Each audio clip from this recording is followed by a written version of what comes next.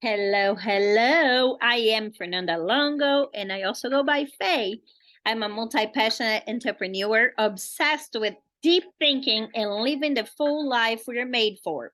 And this is your time for out of the box conversations, challenging old beliefs, and renewing your mind. I am one of those crazy spiritual people, and I believe God is so much bigger than the boxes we try to put Him into. Some days we will talk about faith or mindset or health or whatever else the Holy Spirit inspires me to talk about. I hope you enjoyed this conversation and I challenge you to open your mind and think and dream big.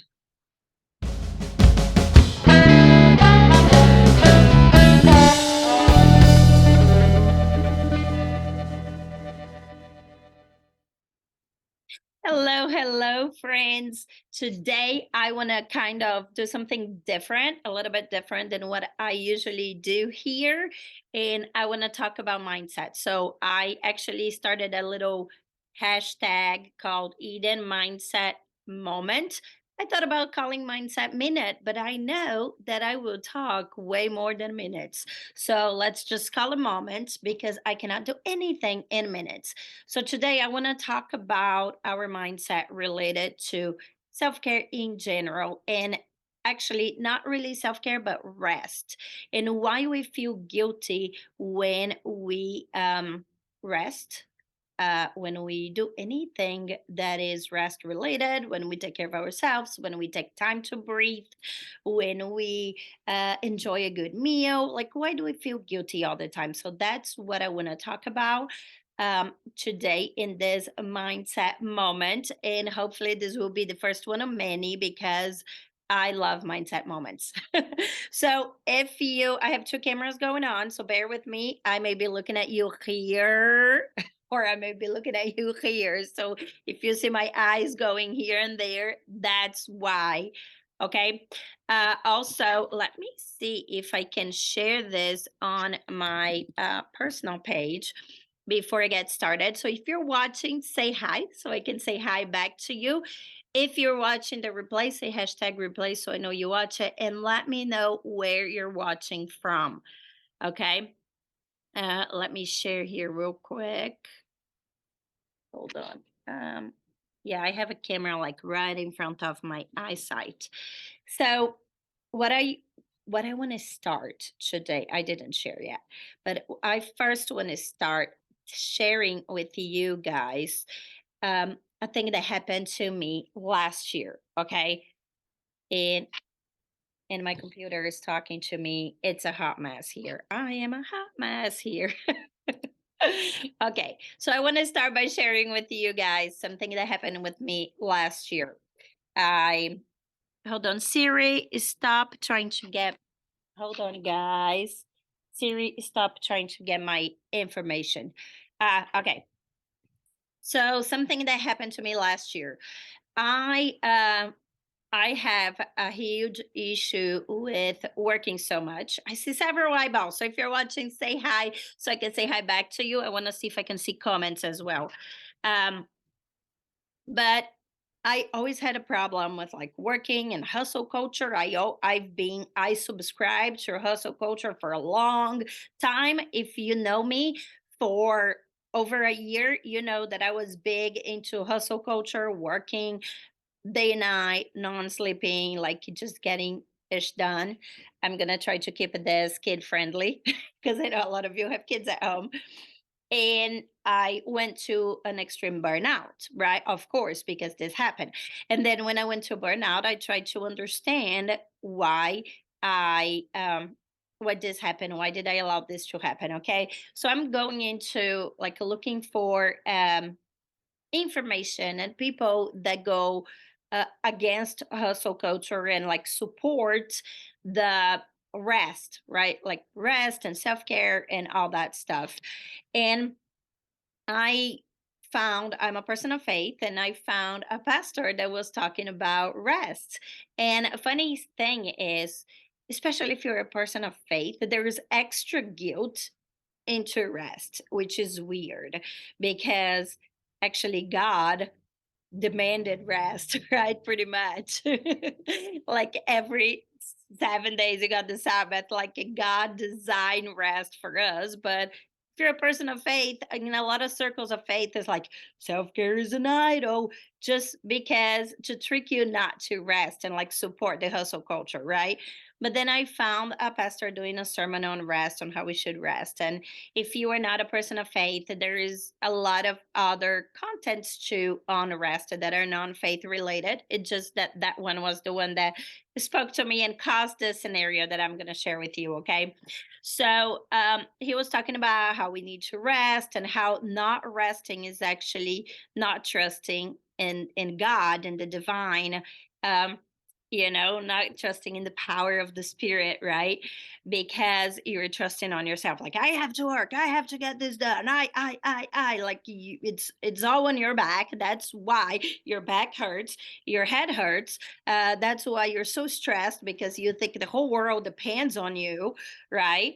And I was the first one to feel that way. Okay. I'm not talking about anybody else but myself. That's how I was feeling.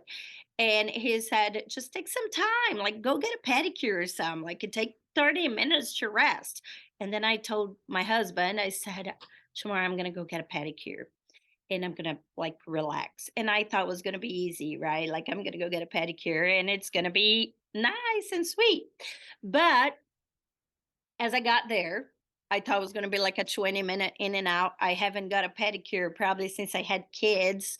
Back then it was like 7 years ago. My daughter is 8 now. That happened last year, and I was like, it's going to be 20 minutes in and out. And I got there, and it was amazing. They had the massage chair and the whole thing, but it took way more than 20 minutes. And I start having a blow panic attack because my kids were in the school.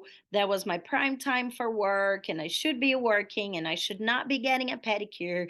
And I'm so lazy. And like in my mind was just going over and over with guilt of me there getting a pedicure. Just a point on this story. Up to that time, I was working Sunday to Sunday, and I had started Eden. If you have started a business before, you know it's crazy. Like I didn't have a day of rest. I was working day, night, whatever time I was available to work. That my kids didn't need me because I also had three little kids. So anyway, I haven't had rest in a while. And then I sit there in the pedicure. I have a panic attack because I shouldn't be getting a pedicure in my mind, like my thoughts, right? That I shouldn't be getting a pedicure, that I should be working now because this is a prime time for work because my kids are at school and then they're going to be home and I'm not going to have time to concentrate and whatever.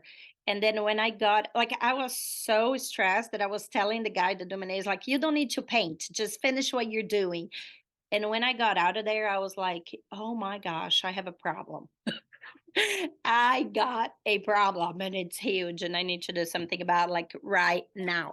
So I just jump on a journey to clear the beliefs that I have on my subconscious that we cannot rest, that we don't deserve rest, that we don't deserve self care, and their self-care is selfish, the self-care is an idol. So let's just, if, I know a lot of you that are here are people of faith, so let's just break the self-care is an idol thing and get this out of the way so we can move on and just go on to our brain and how that works, right?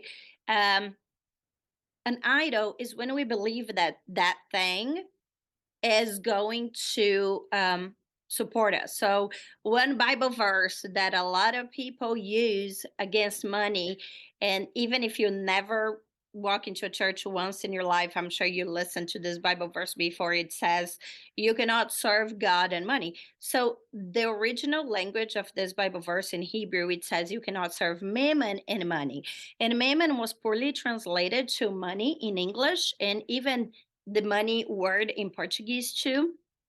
But that word mammon is actually mean anything that you put your trust in other than God. So when you put your trust in money or the food that you have in the pantry, or your car, or your house, or your job, like put your trust in your job, or when you put your trust in anything that you have other than God. That's what an idol means. If you're not a person of faith, that does not matter to you. But if you're a person of faith, I'm just clarifying this because this is they taught incorrectly in circles of faith for so long. Okay, so when you trust on anything besides God, that's an idol. So I never saw somebody actually trusting on self care. Contraire, we over trust our performance, our work. We over trust our the resources that we can bring ourselves, and that's why we work so hard and we think we don't have time to rest, because we don't trust that if we do rest, God will take care of us, or the spirit, or whatever you believe. Okay. um that the idol is actually the overwork and not the self-care. The self-care is actually you proving that your overwork is not your idol. So when like God revealed that to me, I was like, yeah, I have that. Like, I'm trying to avoid the idol of self-care, and I actually the real idol is actually the work. Okay, so I'm going to stop here because this is not only for people who has the same faith type than me. I want everybody to listen to this because we're going to talk about mindset as well. But this is important because this was something that was blocking me from stepping into rest, right? And even if you think of the script, so one last thing. Um, it explains how work is actually way more of an idol than self-care could ever be. Second, rest is one of the things that God gave it to us, like on Genesis 1 and throughout the whole Bible. Okay, He wants us to rest. He's shown rest over and over and over again. So the idea that self-care is an idol or is selfish, that I'm going to be bold and say that is satanic. Okay. But I'm going to move on. Let's go to the next point, because that's why I didn't call mindset minute, because I cannot do anything in a minute. Okay, so let's talk about like limiting beliefs and how our brain work. Let's talk about science for a minute. uh, we as humans, our brain is conditioned, right? So we have our conscious mind, our subconscious mind, and about 85 to 90% of what we do comes from our subconscious mind. So our subconscious mind has few basic needs, but the most important is being loved. When humans were created, there was a sense of community that was much needed for survival, and our subconscious mind is created to be loved. So that love means survival. Okay. So everything we do, our subconscious mind is holding us safe. That way we are safe, we're not going to die, and we are loved. Okay. So when we have beliefs like we have to work so hard for to prove, like, let's say I have three kids, two of them are in a school, one is a kindergarten, one is first grader. If I only show love to my kids when they get good grades, and I don't show the unconditional love when they have a bad grade or when they do something wrong, I'm teaching them that they're just going to be loved when they're responsible, when they're doing what is right. And I am creating a workaholic. Okay. And I'm not saying we should just let our kids do whatever and not discipline them, but not showing love as a form of discipline is actually doing more bad than good, because it's creating a people pleasing, it's creating a workaholic, it's creating somebody that is not being their authentic self, and somebody that is afraid to make mistakes, because the biggest need is to be loved. And if they don't get loved, if they make a mistake, they're going to avoid mistakes at all costs. And that's what happened to us as an adult. Science has been discovering those subconscious things lately, right? Many of us, when we were kids, science haven't had that information yet. Our parents wouldn't know, or our grandparents wouldn't know. But now we have this information, so we can do it so much better. And I think the best way is to look at how we do our own lives. Because for me, when I found myself not being able to get a pedicure because it's driving me crazy, because I think I should be working, it shows how my subconscious mind is telling me that unless I am being productive, I won't be loved. But my conscious mind never thought of that. But my subconscious mind is holding me back from taking the rest that I need, from doing the self care I need. And I'm not saying that the pedicure is the self care I need, but I'm saying it's a picture, it's an example of the bigger problem, right? So how can we in our own lives take a step back from that and pay attention on what goes through our mind, because science already gave us lots of research and proof that this um, primal, like caveman things stay in our subconscious mind. Okay, just like when we have a fear, I am scared to death of snakes. So if I see a snake, I will freeze, like I can't do anything. It's panic. And that is because our subconscious mind is trained to either fight, fly, or freeze. Okay. Each one reacts different. Each situation reacts different. The thing is, when we are on a situation that is not really life or death, but because most of us are not fighting snakes or lions or bears every day, um, our subconscious mind find everyday triggers as life or death and treat as such. So going to get a pedicure on a time that I should be working gave me a panic attack because my subconscious mind saw that situation as life or death. Does that make sense? I know this is like super deep, but it's important for us to look at how our mind works, to understand why we feel guilty about self care, to understand why our schedule looks ridiculous. Like I have a calendar in my kitchen right now, and for the month of April, if I have 2 days that I don't have anything scheduled, is a lot. I think every single day in the month of April, I have something scheduled. And this is ridiculous. This is not how it should be. I should have time one day in a month to do absolutely nothing. Okay. I should have at least one day a week to do absolutely nothing, and I don't. So why are we overscheduling ourselves? Why are we saying yes for so many things that does not matter? Why are we putting our kids in 1,000 different sports and overworking them to exhaustion, and then they're moody, and then we complain that they're moody? Of course they're moody. They're 7 years old and they have more responsibilities than a lot of 35-year-old men. Okay. So we need to take a step back and try to understand why we focus so much on productivity, on work, on getting ish done, and we focus so less on actually enjoy this life that we've been given. Okay, so I'm gonna stop here. I know this is super super deep, but I do want to start a mindset minute with like something that was on my mind. I want to share this experience with you guys that I had in the nail salon. I will challenge you guys to take some time today to stop and think, what are you not doing because you feel guilty, because you believe that you should be working, or you believe that your kids should be doing so many sports, or you believe that your house needs to be Pinterest worthy of pictures any time of the day. Like, what are you doing that is not really your authentic self, but it's because of a false belief that unless you have X, Y, and Z done, you're not going to be loved? And it's hard. You have to dig deep because our conscious mind is going to be like, this is ridiculous. I'm already loved. I don't need anybody's love. But that's not your conscious mind. And your conscious mind only control about 10% of your actions. It's in your subconscious, deep, deep, deep down there. Okay. So it's a challenge. I know it's hard, but it's a challenge that I give it to you guys. And I promise you that it will put you on a journey to live a happier life. I promise you guys. I love you all, and I hope you have a great day. Bye bye.